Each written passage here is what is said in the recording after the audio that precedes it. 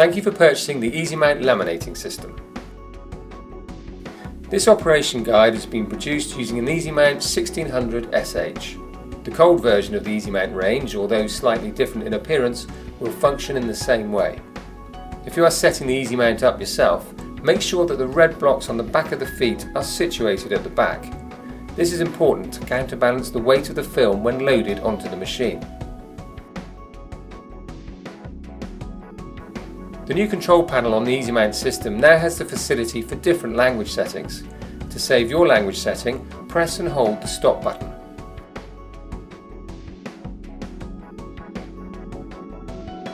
The pressure gauge wheel is the most important part of the EasyMount system, as this determines how much pressure is applied to the media or boards going through the machine.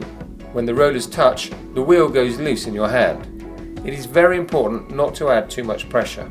When the rollers meet, the wheel should go loose. When this happens, just throw the wheel away from you until it stops. You can then set the zero marker to the red line on the machine to enable you to hit the exact same pressure every time.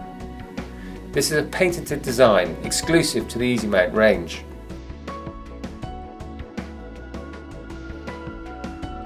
All EasyMount systems have a large swing-out feed tray that gives easy access to the rollers for cleaning and loading. There is a lock on the left-hand side that keeps the tray in a fixed position when raised. The lock only fits in when the safety guard is in the downward position.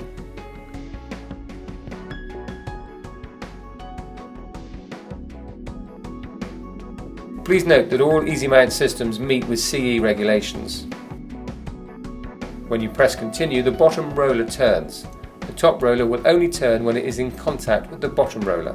The safety guard in its lowered position will stop fingers getting caught in the rollers. The guard can be lifted to an upper position to enable easier use of the laminator when loading films. As an extra safety feature, a magic eye is included that will stop the rollers from turning if anything over 12mm passes the sensor. This will stop the machine. To restart the rollers turning after the magic eye has been tripped, you will need to press step and then continue.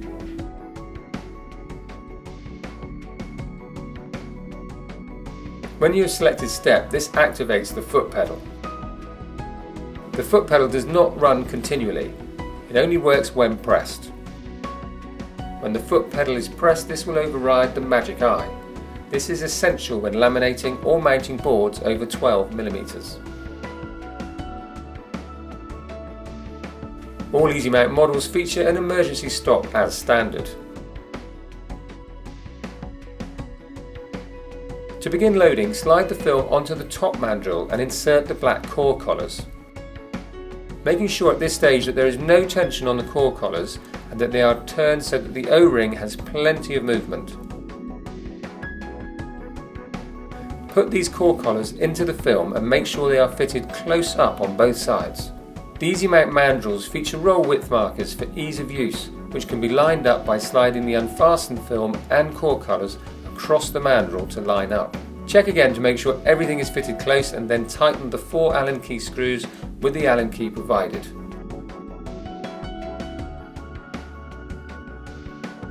The EasyMount is fitted with a release liner take-up mandrel. This is spring-loaded on the right-hand side so it can be taken off the machine. Place an empty cardboard core onto the take-up mandrel and put back in the machine using the spring. Then level up with the film that is loaded. For ease of use, lay some double-sided tape along the cardboard core and take off the release liner so the cardboard tube is sticky. The film will load from the bottom of the roll on all standard wound films and will tack directly onto the double-sided tape. Lift the rollers up to their maximum height. Separate the laminating film from the release paper and lay onto the top roller. Place your media out of the back of the machine, ensuring that the media is between the rollers and out onto the exit plate. We are using litho prints for demonstration purposes. Ensure when first setting up to laminate that there is an approximate 30cm blank leading edge at the top of your media. This is needed to set up and apply tension to the film before it touches the print area. The print can be squared off on the back exit plate to ensure it runs square. Then lower the film halfway under the top roller. The top roller can then be lowered onto the print. This ensures that not only the print is fed square, but that the top roller and film touch the print at the same time, which gives a perfect flat finish. Ensure that the pressure is correct on the wheel. Press the forward button and set the speed to the required level and begin laminating. To ensure that there is enough tension on the film, adjust the core collars so the O-ring slightly pinches the cardboard tube inside the film. This will make the film taut and tight to the roller. It is essential when laminating one side only that your media is wider than your laminating film, and also prints are overlapped before feeding into the machine. Again, we are using litho prints for demonstration purposes. On real jobs, leave excess at the top and bottom of your prints. It's important that you do not stop the machine over printed work, as it will leave a heat and pressure line. Ensure that the print is flat and square before feeding. Feeding whilst using the foot pedal will enable you to get close to the rollers without tripping the magic eye. You can then press forward on the machine and take your foot off the pedal. You will need to use backing paper if you are laminating smaller prints, otherwise the laminating film will stick to the rollers. Place your backing paper on the mandrel as demonstrated and line up to the same markings as the top mandrel.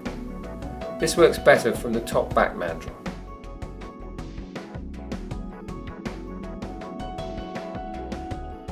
Lift the rollers to their maximum distance apart and load the film as shown.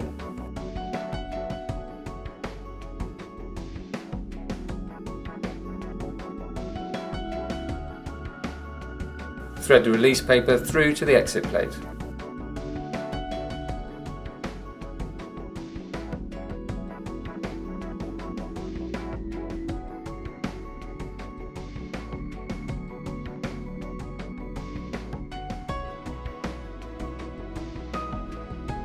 As previously demonstrated, load the laminating film on top. Now drop the rollers down, which will enable the film to touch the release paper.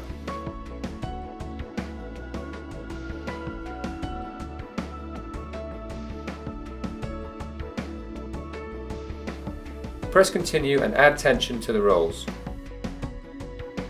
Any excess laminate will now pass through the machine on top of the backing paper without sticking the film to the rollers. Ensure that the next print is fed into the machine flat and square. It is now okay to leave a gap between prints. If you are laminating prints without borders or excess, we would recommend using backing paper. When finished, the backing paper will then just fall off the back of the print.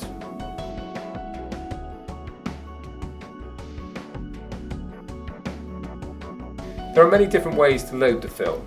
Here is a variation on the previous method demonstrated. This method can be used when laminating with or without release paper. The laminating film loads in the same way. Take the laminating film over the top roller and place the release paper over the top of it. Ensure the laminate film and release paper line up and then drop the feed tray back into position. Lift the rollers apart and use a rigid board to feed the two films through the rollers. Ideally, the board should be wider than the film on the machine. Drop the roller down onto the board and press forward. When the board comes out of the back of the rollers, drop the top roller down to the correct pressure, remembering not to add too much pressure. The new Easy Mount system will run at up to 6 meters per minute.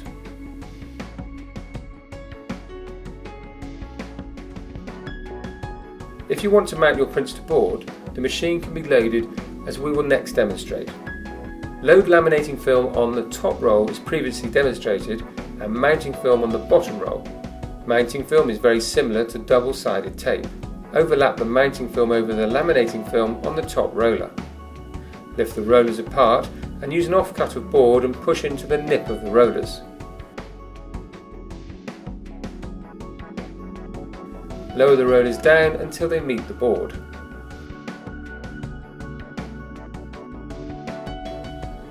When the board has cleared the rollers, drop the rollers down until they touch and trim off the offcut of board. Add tension as required and check there are no creases in the films.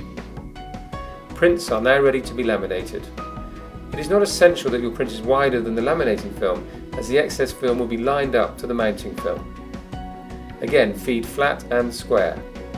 Press continue and step off the foot pedal.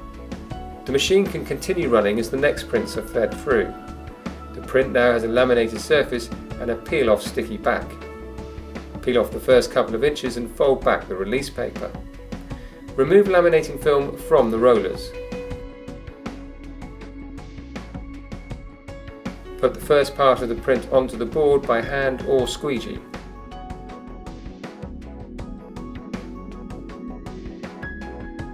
Then use the rollers of the machine to mount the print onto the board smoothly.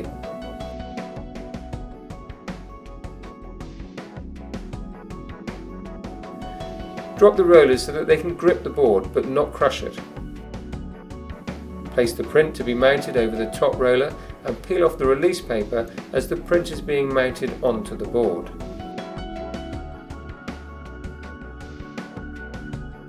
The print is then mounted onto the board, ready for trimming.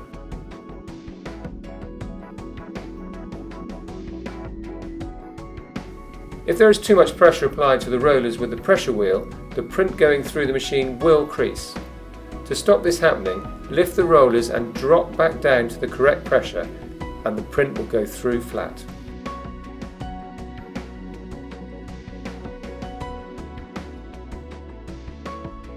If the tension on the film holder mandrel is taken off, the laminating film will become loose over the roller and creases may appear.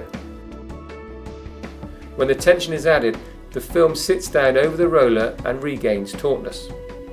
The film will then coat the roller evenly and will not come away from the top roller. However, if too much tension is added onto the film, it will put an unnecessary strain on the motor, and the film may jump and judder and the rollers may not turn at all.